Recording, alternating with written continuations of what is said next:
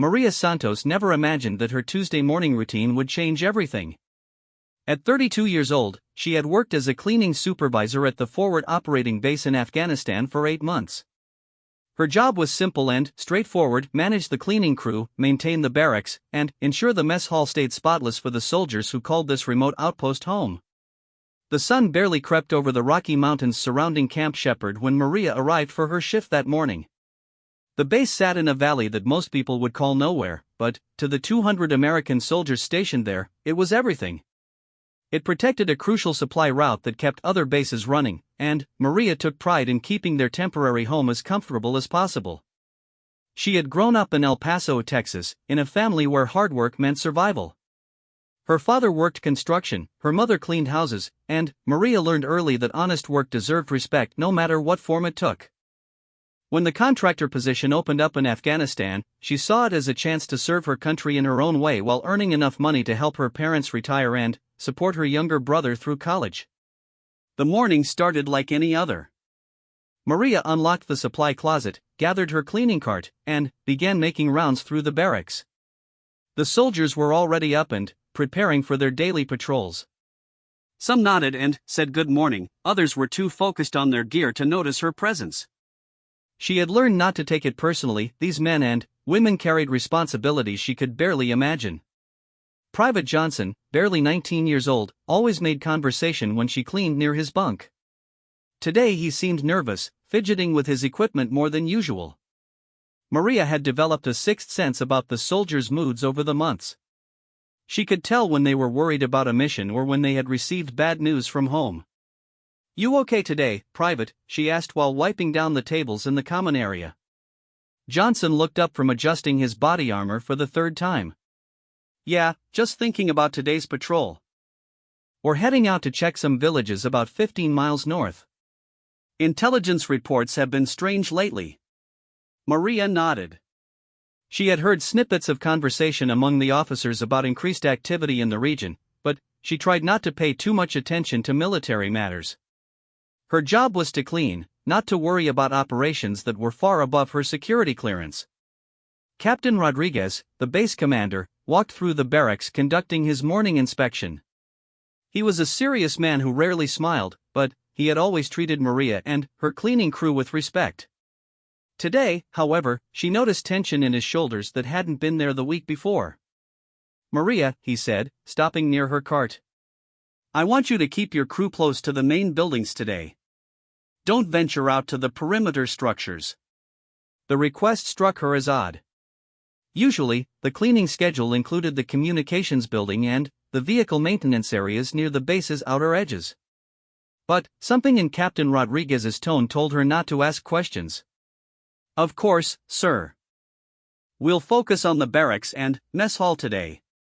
As the morning patrol prepared to leave, Maria watched from the window of the building she was cleaning. The soldiers moved with purpose, but she could sense an underlying tension that seemed different from their usual pre-mission focus. Sergeant Williams, who normally joked with his squad to lighten the mood, was unusually quiet as he checked his men's equipment one final time. The patrol consisted of 12 soldiers in 3 armored vehicles. Maria had seen hundreds of these departures over the months, but something felt different today.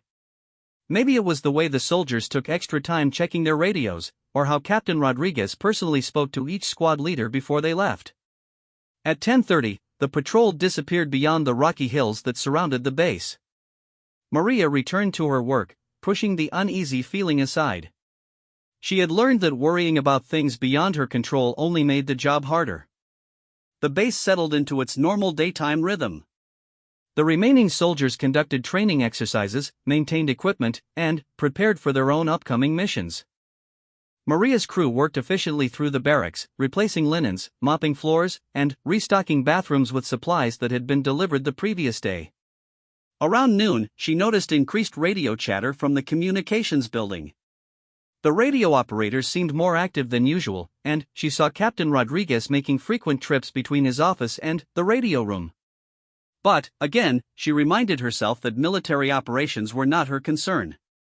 During lunch, she sat with her cleaning crew in the mess hall. They were a good group, 3 other American contractors and 2 local interpreters who helped coordinate with the Afghan staff.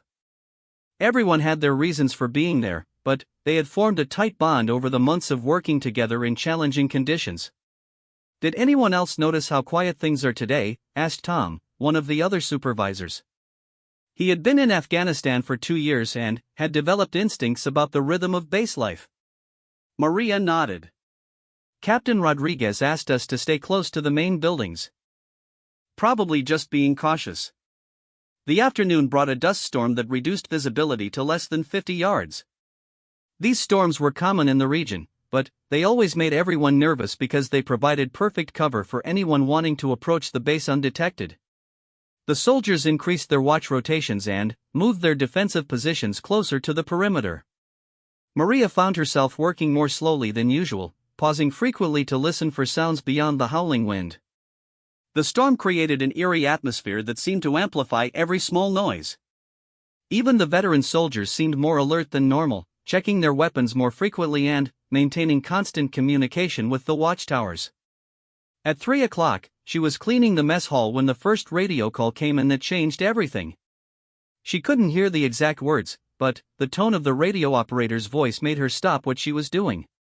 Within minutes, Captain Rodriguez was running toward the communications building, followed by his senior staff. The base's emergency siren began wailing, a sound that meant immediate danger. Maria had heard it during drills, but this time it continued longer than any practice session. Soldiers throughout the base began moving with urgent purpose, grabbing weapons and taking defensive positions. Staff Sergeant Murphy, who coordinated security for the civilian contractors, appeared in the mess hall doorway. "Maria, get your people to the reinforced shelter now. This is not a drill." Her heart began racing as she gathered her cleaning supplies and called for her crew. They had practiced this procedure multiple times, but the reality felt completely different from the training exercises. The shelter was a hardened building in the center of the base, designed to protect civilians during attacks. As they moved toward the shelter, Maria could hear the radio operators shouting into their microphones, trying to establish contact with the morning patrol. The words she caught sent chills down her spine: taking heavy fire, request immediate backup, and enemy forces moving toward base. The dust storm continued to rage around them as they reached the shelter. Inside, the space was cramped but secure, with thick concrete walls and minimal windows. Other civilian contractors and Afghan staff were already there, their faces reflecting the same mixture of fear and confusion that Maria felt. "What's happening?" asked Sarah, one of the interpreters. Staff Sergeant Murphy checked his radio before answering. The patrol encountered a large enemy force about 10 miles out. "They're heavily outnumbered and fighting their way back to base.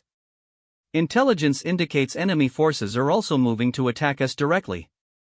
Maria's hands shook as she processed this information. In 8 months at the base, they had experienced occasional mortar attacks and small skirmishes, but nothing like what Murphy was describing. The morning patrol included some of the soldiers she saw every day, including young Private Johnson, who had been nervous about the mission. Outside the shelter, she could hear vehicles starting and moving into defensive positions. The base's defensive plan was designed for exactly this type of situation, but Maria had never imagined she would experience it firsthand. The sound of soldiers running and shouting orders filtered through the thick walls. Captain Rodriguez's voice came over the base's public address system. "All personnel, we are under imminent threat of attack. Defensive positions are now active. Civilian personnel will remain in designated safe areas until further notice." Maria closed her eyes and tried to steady her breathing. She thought about her family back in El Paso, who had no idea what was happening thousands of miles away. She thought about the soldiers outside who were preparing to defend their small outpost against an unknown number of enemy fighters. The radio in the shelter crackled with updates from the patrol. Their situation was deteriorating rapidly, and it became clear they were fighting a running battle back toward the base. Each transmission was shorter than the last, punctuated by the sound of gunfire and explosions in the background. "They're about 5 miles out," Murphy reported after listening to his radio. "But the enemy force is larger than we initially thought. This isn't just a harassment attack, this is a coordinated assault designed to overrun our position." Maria had never felt so helpless in her life. Outside, soldiers were preparing to risk everything to defend the base and rescue their trapped comrades. Inside the shelter, she could only wait and pray that their training and courage would be enough to see them through the coming storm. The first explosions shattered the afternoon calm at 4:15. Maria felt the concussion waves through the concrete walls of the shelter as mortar rounds began falling around the base perimeter. The enemy had arrived sooner than expected, and their attack was more coordinated than anyone had anticipated. Staff Sergeant Murphy's radio erupted with urgent communications from various defensive positions around the base. The watchtowers reported movement in multiple directions, suggesting the attackers had surrounded Camp Shepherd and were preparing for a full assault. The dust storm provided perfect cover for their approach, and they had used it to devastating effect. Tower 3 reports at least 40 fighters moving from the north, Murphy relayed to the frightened civilians in the shelter. Tower 1 has eyes on vehicles approaching from the east. This is a major coordinated attack. Maria's mind raced as she tried to process the situation. 40 fighters was more than the base typically faced in a month of scattered skirmishes. The enemy had clearly been planning this assault for weeks, timing it perfectly with the patrol's departure and the dust storm's arrival. They had studied the base's routines and vulnerabilities. The morning patrol was still fighting their way back, but their progress had slowed considerably. Each radio transmission revealed their desperate situation: low on ammunition, 2 wounded soldiers, and enemy fighters attempting to block their route back to base. Captain Rodriguez had ordered the base's quick reaction force to move out and assist them, but that left Camp Shepherd with minimal defensive personnel. Outside the shelter, the sound of gunfire began echoing across the base. The distinctive crack of M4 rifles mixed with the deeper rumble of enemy AK-47s as the perimeter guards engaged targets moving through the dust storm. Maria had heard these sounds during training exercises, but the intensity and duration told her this was no drill.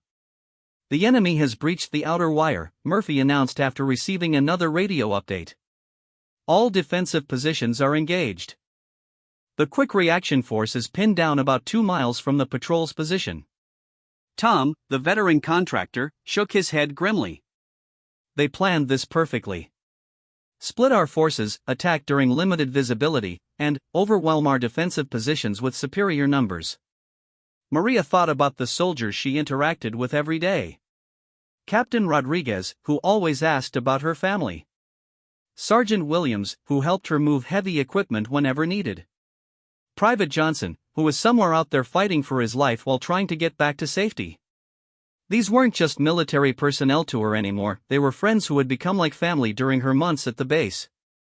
The explosions grew closer and more frequent as the enemy advanced their mortar positions. Each blast sent vibrations through the shelter and reminded everyone inside that their safety depended entirely on the thin line of soldiers defending the base perimeter. The sound of vehicles moving at high speed suggested the defenders were repositioning constantly to meet threats from multiple directions. At 4:45, Murphy received a transmission that changed everything. "The communications building is under direct attack," he announced. "They're trying to cut our ability to call for air support or coordinate with higher command. Without communications, Camp Shepherd would be completely isolated. No reinforcements could be called, no air support could be coordinated, and no one outside the immediate area would know the base was under assault." The attackers understood modern military tactics well enough to target the base's most critical vulnerability first. "What happens if they destroy the communications equipment?" asked Sarah, voicing the question everyone was thinking. Murphy's expression was grim. "Then, we're on our own until someone notices we've gone silent. That could be hours, maybe longer given the dust storm is interfering with satellite communications." The gunfire intensified suddenly, suggesting the enemy had reached the base's inner defensive perimeter. Maria could distinguish between different weapons now: the rapid fire of machine guns, the sharp cracks of sniper rifles, and the distinctive thump of grenade launchers. Each sound told a story of desperate fighting taking place just hundreds of yards from their shelter. A tremendous explosion rocked the base, much larger than the previous mortar rounds. The lights in the shelter flickered and dust fell from the ceiling as the building shook violently. Murphy grabbed his radio and tried to establish contact with various defensive positions, but several failed to respond. "That was the fuel depot," he finally reported. The enemy hit it with some kind of rocket. We've lost a significant portion of our fuel reserves and the explosion damaged nearby defensive positions. Maria realized the attackers weren't just trying to overrun the base, they were systematically destroying its ability to function. Without fuel, vehicles couldn't operate, generators couldn't run, and defensive positions would lose power for their advanced weapons systems. This was warfare conducted by people who understood exactly how to cripple a modern military installation. The radio crackled with a transmission from the trapped patrol. Their situation had become critical, they were completely surrounded, running low on ammunition, and had 3 wounded soldiers who needed immediate medical attention. The quick reaction force was still pinned down and unable to reach them. "Sir, this is Bravo 2, came the strained voice of Sergeant Williams over the radio. "We need immediate extraction or we're not going to make it back. Enemy has us surrounded and we're down to our last magazines." Captain Rodriguez's voice responded from somewhere on the base. "Bravo 2, hold your position. We're trying to break through to you, but we're under heavy attack here. Air support is en route but ETA is unknown due to weather conditions." Maria felt tears forming in her eyes as she listened to the desperate communications. These soldiers were trapped because they had been doing their jobs, protecting the supply routes that kept other bases functioning. Now they might die because the enemy had planned their attack with deadly precision. The sound of helicopters suddenly became audible above the wind and gunfire. For a moment, hope filled the shelter as everyone assumed air support had arrived. But Murphy's radio quickly crushed that optimism. "Negative, those are enemy helicopters," he announced. "Intel reports indicate they're bringing in reinforcements and heavy weapons. The attack force is larger than we initially estimated." The scope of the assault was becoming clear. This wasn't an opportunistic attack or a harassment mission. The enemy had committed significant resources to destroying Camp Shepherd, including aircraft and heavy weapons that suggested major planning and coordination. Someone had studied the base's weaknesses and developed a comprehensive plan to exploit them. At 5:20, the communications building fell silent. Despite the defenders' efforts, the enemy had succeeded in destroying the base's primary communication equipment. Camp Shepherd was now completely isolated, fighting for survival without the ability to call for help or coordinate with outside forces. "We're on our own now," Murphy told the civilians. "But our soldiers are well trained and this facility was designed to withstand exactly this type of attack. We have to trust in their abilities and our defensive preparations." Maria admired his confidence, but she could see the worry in his eyes. The enemy had executed their plan flawlessly so far, and the isolated base was running out of options. The fuel depot was destroyed, communications were severed, forces were split between defending the base and rescuing the trapped patrol, and enemy reinforcements were arriving by helicopter. Outside, the battle reached a new level of intensity. The sound of explosions became almost constant as the enemy brought their heavy weapons to bear on the remaining defensive positions. Maria could hear the distinctive whistle of incoming rockets and the thunderous crashes as they impacted around the base. The radio in the shelter, connected to the base's internal communication network, provided intermittent updates from various defensive positions. Tower 2 reported being under direct assault by at least 20 fighters. The vehicle maintenance area had been overrun and enemy forces were using it as a staging point for attacks on the central base facilities. "They're inside the perimeter," Murphy announced after listening to several transmissions. "Enemy forces have breached our defensive line in multiple locations. All units are falling back to secondary positions." This was the moment Maria had hoped would never come. The enemy wasn't just attacking the base, they were succeeding in their assault. The careful defensive preparations and months of training were being overwhelmed by superior numbers and tactical surprise. Young Private Johnson's voice suddenly crackled over the radio from somewhere on the base. "Shelter 6, this is Johnson. I'm moving wounded personnel toward the medical facility. Need immediate assistance, carrying 2 injured soldiers and being pursued by enemy fighters." Maria's heart jumped at hearing his voice. At least some of the patrol had made it back to base, but they were wounded and still in danger. The medical facility was only 2 buildings away from the shelter, close enough that she could probably see Johnson if she looked outside. "Johnson, this is Shelter 6, Murphy responded. "Can you reach the medical facility safely?" "Negative, sir. Enemy fighters between my position and the building. I need covering fire to move these wounded soldiers to safety. They're in bad shape and won't survive much longer without medical attention." Maria found herself thinking about the wounded soldiers Johnson was trying to save. These were men she had probably cleaned around, whose bunks she had maintained, whose meals she had helped prepare. Now they were fighting for their lives while enemy forces closed in around them. The situation was deteriorating rapidly, and Maria began to understand that their small civilian shelter might not remain safe much longer. If the enemy succeeded in overrunning the base's defensive positions, they would eventually reach every building, including the one where she and her fellow civilians were hiding. Staff Sergeant Murphy seemed to reach the same conclusion as he checked his weapon and spoke quietly into his radio, requesting updates on evacuation procedures and fallback positions. The time for hiding was running out. At 6 o'clock, the unthinkable happened. An explosion much closer than any before shook the shelter so violently that several ceiling tiles crashed down.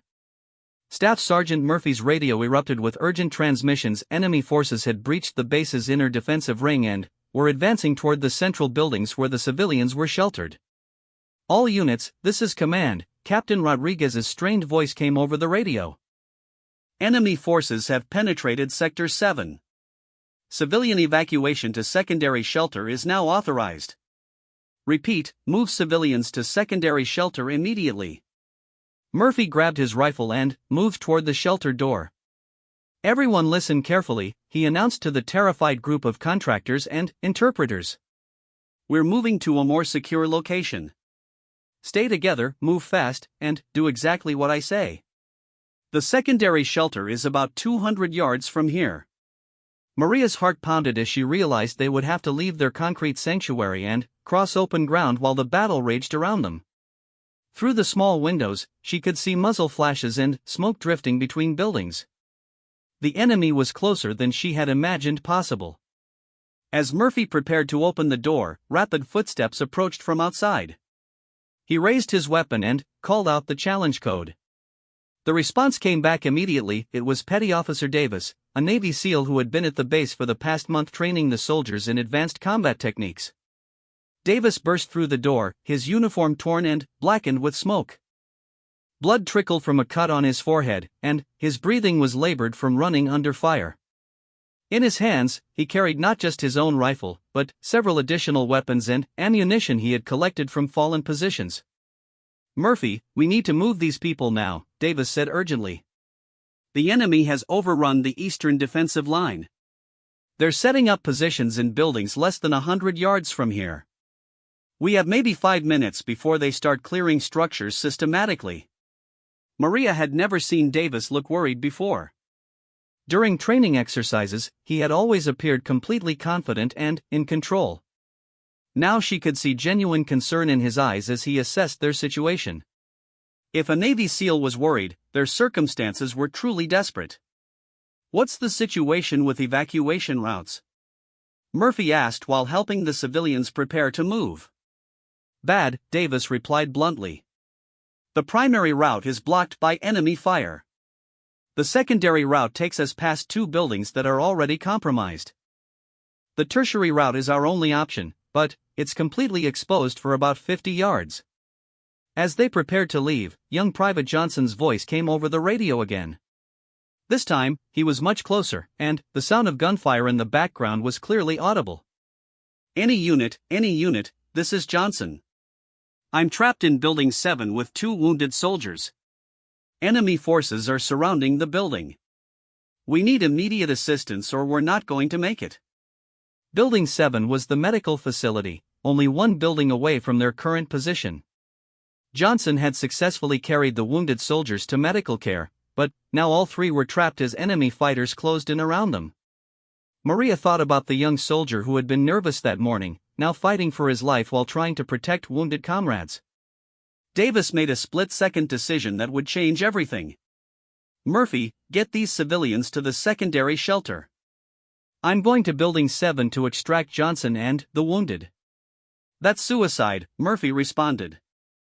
There are at least 20 enemy fighters between here and there. Davis checked his weapons and ammunition one final time. Those soldiers won't survive without immediate evacuation. And, if we leave Johnson trapped there, the enemy will use Building 7 as a firing position to attack the secondary shelter. This is our only option. As Davis prepared to leave on his dangerous mission, he did something that surprised everyone in the shelter. He walked directly to Maria and held out an M4 rifle, loaded and ready to fire. "You're coming with me," he said simply. Maria stared at the weapon in shock. "I don't understand. I'm just civilian contractor. I clean buildings, I don't fight." Davis's expression was calm but urgent. "I've watched you for weeks, Maria. You know this base better than anyone except the command staff. You know every building, every corridor, every room. I need someone who can navigate quickly through areas I'm not familiar with. And you're going to need to defend yourself anyway if the enemy reaches the secondary shelter." She looked at the rifle, her hands shaking. "I've never fired a weapon in combat. I don't know how to fight." "You know how to operate an M4, Davis replied. "I've seen you during the mandatory weapons training. You're a better shot than half the soldiers on this base. Right now, I need someone who can move fast and shoot straight." "That's you." Staff Sergeant Murphy started to protest. "Davis, she's a civilian. This isn't her job." "None of this is anyone's job," Davis shot back. "But Johnson and those wounded soldiers are going to die if we don't act now. The enemy is advancing faster than we anticipated, and our defensive positions are collapsing. Everyone fights or everyone dies." Maria looked around the shelter at the other civilians, Tom, Sarah, and the rest of her crew. They were depending on trained soldiers to protect them while they sought safety. But the soldiers were overwhelmed and running out of options. Sometimes ordinary people had to do extraordinary things.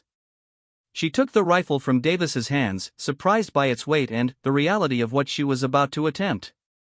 8 months ago, she had been cleaning houses in El Paso. Now she was preparing to cross a battlefield to help rescue wounded American soldiers. "What do I need to know?" she asked, trying to keep her voice steady. Davis quickly outlined the plan. They would exit the shelter and move along the eastern wall of their building, using it for cover. From there, they would cross open ground to Building 5, then use the connecting corridor to reach Building 7 where Johnson was trapped with the wounded soldiers. "The enemy expects us to move toward the secondary shelter," Davis explained. "They won't anticipate movement toward the medical facility. That gives us a small advantage, but once we start moving, we'll be completely exposed." Murphy handed Maria additional magazines for her rifle and a basic first aid kit. "If you're doing this, you'll need these. Remember your training: short, controlled bursts, aim center mass, and keep moving. Don't stop to help if one of us goes down unless Davis specifically orders it." As they prepared to leave the shelter, the radio crackled with increasingly desperate transmissions from around the base. Several defensive positions had gone silent, suggesting they had been overrun. The enemy was systematically clearing the base building by building, and time was running out for everyone still trapped inside. "Johnson, this is Davis," the SEAL called into his radio. "Help is coming. Hold your position and keep those wounded soldiers alive. We'll be there in 10 minutes. Johnson's response was barely audible over the sound of gunfire. "Copy that, sir." "But, hurry, they're trying to break down the door to the medical facility. I don't know how much longer I can hold them off." Davis turned to Maria one final time. "Once we start moving, everything happens fast. Follow my lead, do exactly what I do, and remember that those soldiers are counting on us. You ready?" Maria gripped her rifle tighter and thought about Private Johnson, barely older than her youngest brother, trapped and fighting for his life. She thought about the wounded soldiers who needed medical evacuation. She thought about all the times these soldiers had protected her and her fellow contractors during their months at the base. "I'm ready," she said, surprised by the determination in her own voice. Davis nodded and moved toward the shelter door. "Murphy, give us covering fire when we cross the open area." Then, get these civilians to safety. As Davis reached for the door handle, Maria realized her life was about to change forever. She was no longer just a cleaning contractor caught in the wrong place at the wrong time. She was about to become a combatant in a desperate battle for survival, carrying a rifle into combat to help save American soldiers. The door opened, and the sound of gunfire and explosions immediately filled the shelter. Davis moved out first, scanning the area for immediate threats. Maria followed, her heart racing as she stepped into the most dangerous situation of her life. The base looked nothing like the familiar place where she had worked for 8 months. Buildings were damaged, vehicles were burning, and smoke obscured much of the area. Bodies lay motionless near defensive positions, and the constant crack of gunfire reminded her that death was all around them. "Move," Davis whispered, and they began their desperate journey across the battlefield toward Building 7, where 3 American soldiers waited for rescue that might never come. Moving across the battlefield was unlike anything Maria had ever experienced. Every step felt exposed and dangerous as they moved along the eastern wall of their building. Davis moved with practiced stealth, constantly scanning for threats while motioning for Maria to follow closely behind him. The familiar base had been transformed into a war zone where every shadow could hide an enemy fighter. The smoke from the destroyed fuel depot provided some concealment, but it also made it difficult to see potential threats. Davis used hand signals to communicate, pointing out safe routes and potential dangers. Maria tried to remember her training while fighting the overwhelming urge to run back to the shelter. As they reached the corner of their building, Davis held up his hand, signaling her to stop. He peered around the corner toward Building 5, their next destination. After a tense 30 seconds, he motioned for her to look as well. 3 enemy fighters were positioned near the entrance to Building 5, setting up what appeared to be an ambush for anyone trying to reach the medical facility. Davis whispered so quietly Maria could barely hear him. "We need to take them out quietly. If they raise an alarm, every enemy fighter in the area will converge on our position." He explained quickly that they would have to eliminate the 3 fighters simultaneously to prevent any of them from alerting others. Davis would take 2 of them while Maria handled the 3rd. The plan terrified her, but she understood there was no alternative if they wanted to reach Johnson and the wounded soldiers. "Remember your training," Davis said. "Steady aim, controlled breathing, squeeze the trigger slowly. You can do this." Maria positioned herself at the corner of the building, sighting down her rifle at the enemy fighter Davis had indicated. Her hands shook slightly as she placed her finger on the trigger.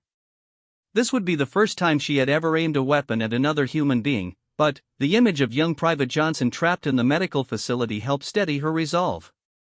Davis counted down silently with his fingers, 3, 2, 1. 3 rifles fired almost simultaneously, and all 3 enemy fighters dropped without making a sound. Maria stared at her target in shock, unable to believe what had just happened. She had actually shot someone, and the reality of it made her feel sick. "Move," Davis whispered urgently, and they sprinted across the open ground toward Building 5. The building's interior was eerily quiet as they moved through corridors Maria had cleaned hundreds of times. But now these familiar spaces felt dangerous and threatening. Davis checked each room methodically while Maria covered their rear, watching for any signs of enemy movement.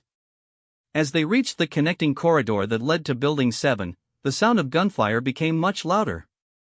Johnson was still fighting, but his ammunition had to be running low by now. Through a window, Maria could see muzzle flashes from inside the medical facility as he tried to keep enemy fighters from breaking in. "Johnson, this is Davis," the SEAL called softly into his radio. "We're in the connecting corridor. What's your exact position?" Johnson's reply was strained and barely audible. "Second floor, main medical room. I've got 2 wounded soldiers who can't move. Enemy fighters are trying to break through the first floor entrances. I'm running out of ammunition." Davis studied a floor plan of Building 7 that he carried in his gear. The medical facility had multiple entrances, and the enemy was apparently attacking from several directions at once. Reaching Johnson would require fighting through enemy positions that were already inside the building. "New plan," Davis told Maria. "We're going to create a diversion. I'll engage the enemy fighters on the first floor while you get to the second floor and help evacuate the wounded. Think you can handle that? The question terrified Maria, but she nodded. What about Johnson? He'll cover you while you move the wounded soldiers. Once they're safe, we'll extract Johnson and get out of here. As they prepared to enter Building 7, the radio crackled with an update from Captain Rodriguez. All units, be advised that air support is en route. ETA 15 minutes. All personnel should be prepared to mark their positions and take cover when ordered. 15 minutes felt like an eternity given their current situation, but it offered hope that help was finally coming. If they could rescue Johnson and the wounded soldiers and hold out for 15 more minutes, they might all survive this nightmare. Davis kicked in a side door to Building 7 and immediately engaged enemy fighters who had been trying to break down the main stairwell door. The sound of automatic weapons fire filled the building as Maria sprinted up a service stairway that she knew would take her directly to the second-floor medical room. The medical facility had been her responsibility to clean every Tuesday and Friday for 8 months. She knew exactly where everything was located, including emergency supplies and alternate exits. This knowledge, which had seemed so mundane during her regular work routine, now became crucial for saving lives. She reached the second floor and found the medical room door barricaded with furniture. Johnson, it's Maria from the cleaning crew, she called out. Davis sent me to help evacuate the wounded. The door opened immediately, revealing Private Johnson, his uniform torn and his face blackened with smoke. Behind him, 2 soldiers lay on stretchers, both conscious but clearly in serious condition. One had a leg wound that had been bandaged but was still bleeding. The other had taken shrapnel in his chest and shoulder. I can't believe you're here, Johnson said, relief evident in his voice. I thought we were going to die in this room. Maria assessed the situation quickly. Both wounded soldiers could potentially be moved, but it would require careful coordination. The soldier with the leg wound might be able to walk with assistance, while the one with chest wounds would need to be carried on a stretcher. We need to get them out of here now, Maria said. Davis is downstairs fighting the enemy fighters, but more will be coming. Johnson helped her prepare the wounded soldiers for movement. The one with the leg wound, Sergeant Martinez, insisted he could walk if they supported him. The other soldier, Corporal Adams, was weaker but determined to help with his own evacuation. As they prepared to move, enemy fighters could be heard advancing up the main stairway. Davis was still engaging them on the first floor, but his ammunition had to be running low as well. Time was running out for all of them. There's a service elevator that connects to the basement, Maria told Johnson. If we can reach it, we can get to the basement level and exit through the maintenance tunnels. Johnson stared at her in amazement. You know about maintenance tunnels? I cleaned this entire base. I know every room, every corridor, and every exit. That's why Davis brought me, not because I'm a soldier, but because I know this place better than anyone. They began moving the wounded soldiers toward the service elevator, with Maria leading the way through areas she had maintained for months. Her intimate knowledge of the building's layout allowed them to avoid the main corridors where enemy fighters were advancing. The service elevator was still operational, and they managed to get both wounded soldiers to the basement level without encountering enemy forces. From there, Maria led them through maintenance tunnels that most of the base personnel didn't even know existed. Davis, this is Maria, she called into her radio. We have the wounded soldiers and we're moving toward the vehicle maintenance area through the underground tunnels. What's your status? Davis's reply came between bursts of gunfire. Still engaged on the first floor.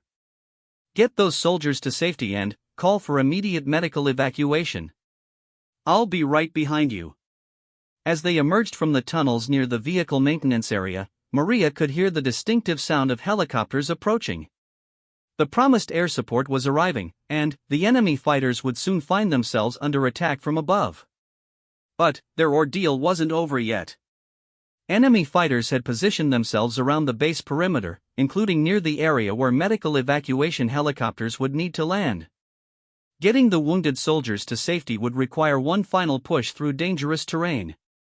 Captain Rodriguez's voice came over the radio with urgent instructions.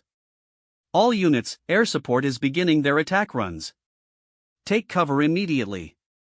Medical evacuation will commence in 5 minutes at Landing Zone Alpha. Landing Zone Alpha was about 300 yards from their current position, across open ground that was likely covered by enemy fighters. But it was their only chance to get the wounded soldiers the medical attention they desperately needed. Maria looked at Johnson, Martinez, and Adams, 3 soldiers who had trusted her to help them survive this impossible situation. She thought about Davis, still fighting somewhere in Building 7. She thought about all the soldiers who had protected her and her fellow contractors for 8 months. "Let's get these soldiers home," she said, checking her rifle one final time as the sound of air support grew louder overhead. The battle wasn't over, but Maria Santos was no longer just a cleaning contractor caught in the wrong place at the wrong time. She had become something she never expected, a combatant who had fought alongside American soldiers to save lives and defend her adopted home. The ordinary woman who had started her day cleaning barracks had helped rescue wounded soldiers and proven that courage comes in many forms. As they prepared for the final dash to the evacuation zone, with attack helicopters engaging enemy positions around them, Maria knew her life would never be the same. She had discovered strength she didn't know she possessed and had earned the respect of the soldiers who fought beside her. The cleaning lady had become a warrior, and her actions had helped save American lives in one of the most desperate battles any of them would ever face.